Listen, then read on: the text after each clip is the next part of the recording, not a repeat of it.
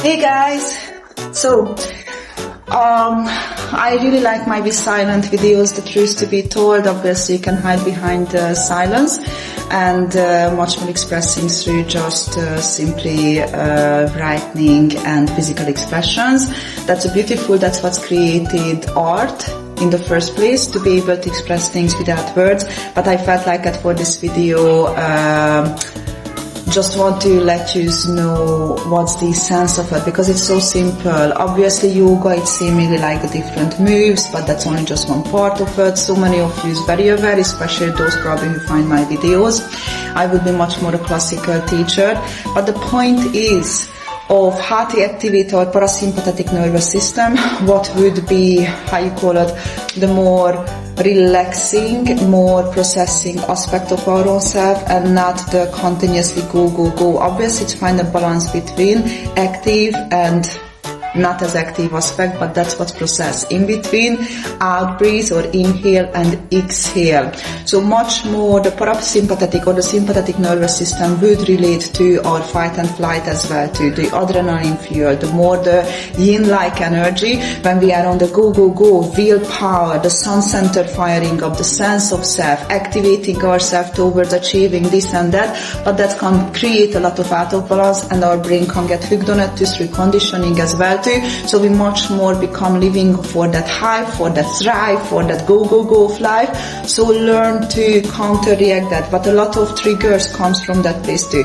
And moreover, our triggers usually into it, because as soon as we reach the point that, okay, I'm gonna slow down and process, that's when we are like, it unconsciously kicks on. So how to actually practice or use yoga as a tool to create more balance in our life, and as well to find more balance with our fight and flight as well too, and extend our limitations, what fight and flight response and triggers can bring. And that's how we better wrap up our own smaller or bigger traumas too, but obviously working with bigger traumas in our life that so many times requires that someone holds us up, so we don't crumble underneath all of that what we are running away from. But in yoga, how you can use it is literally the idea and the methodology. It's like holding a pint of glass. How long you can hold a pint of glass until it starts to eat itself, the experience, into your mind and into your body, or gets under your skin.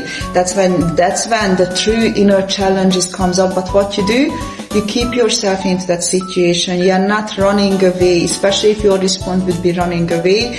We feel through that agitation. Sometimes doesn't matter when we feel through that agitations too as well too, and we are aware and we are like, no, I'm not going. It still comes from a level of self-protection, but actually learn that there's nothing I need to protect myself. There's nothing outside of me what can actually, mean a danger to me. So more and more healing, the wee smaller me who feels on its own, and then opening up to experience our total self more, who is more, that's the holistic approach as well too. But let's get into it. So, just simply, it's a couple of yoga moves. For example, I love the warrior. The warrior one, it's grounding, rooting you. And when we work with trauma, that means as well to we are working with our root chakra very strongly and dominantly, because that relates to how safe we are able to experience ourselves in our physical reality. So we go back for grounding, rooting a lot as well too. But this is not trauma yoga or trauma informed yoga. It's much more about just the fight and flight. So simply open up your legs as wide as you feel comfortable. Then just turn one of your feet into a 90-degree angle away from you. Then let the other feet to follow a wee bit too, so you are able to turn the whole hip towards that extended front leg. Then extend your arms towards the ceiling or the sky if you are doing it outside, bending the front leg. I like myself always go to the lowest and the deepest and the highest with that of your limitations. So shuffle the feet as much forward as you need to rest into the hip flexors. Make sure your knee sits on top on the ankle so you can release the groin and the hip into it, and not more the thigh gets over compensating to hold the pose. And then stay here gazing the ground, breathing into your bottom of the spine, or if you can even into your privates. or you can bring the palms together and gaze the hands. That's again gonna bring a pressure on the spine as well too, so you're even more able to open up the heart space, grounding yourself into the pose, and keep holding it. Hold it till obviously starts to become challenging internally, and then breathe even deeper. Open up the system. You go against your neurological triggers at that point, but that's okay. With patience, resilience, and acceptance, you can more and more just relax into it. 1, 2, and just stay there, experiencing the breath, creating more resilience, and then let yourself to process through the thoughts, emotions, what comes up within you. When you come out, you can just simply always, I would advise to always use some more restorative pose, what you can rest into it. Like for example, when you are on legs, keep the feet parallel with each other, sending your hip back, just rest into the V forward fold. You can grab on the elbows even too, and then closing the eyes and just relax. Let the whole body go loose and relax totally and fully. And that way it's a very healing tool, yoga actually. A very, very healing tool. Now, come out from the pose. This is just only one pose, guys. Lovely. You can go through all the warriors. Then back again, that was warrior 1. Exhale. Obviously swapping side is very important as well too.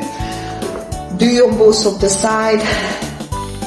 Shaping, forming balance in both sides of the brain, creating more balance. Then you can go back after doing the second side. You can go back to the warrior 2. Gazing the middle fingertip. And more holding the pose. Lovely. And then again, when you reach the point that you feel from that peaceful presence, I'm ready to move out from this, a wee bit felt through hardship there, a wee bit much more find my center in that challenging internal experience, then again, have just simply a wee rest. You can always make it more and more, a wee totally bit different, the next restorative ways, what creates more evening and balance and ease and liberation in the body and in the mind. And the very last is the warrior 3.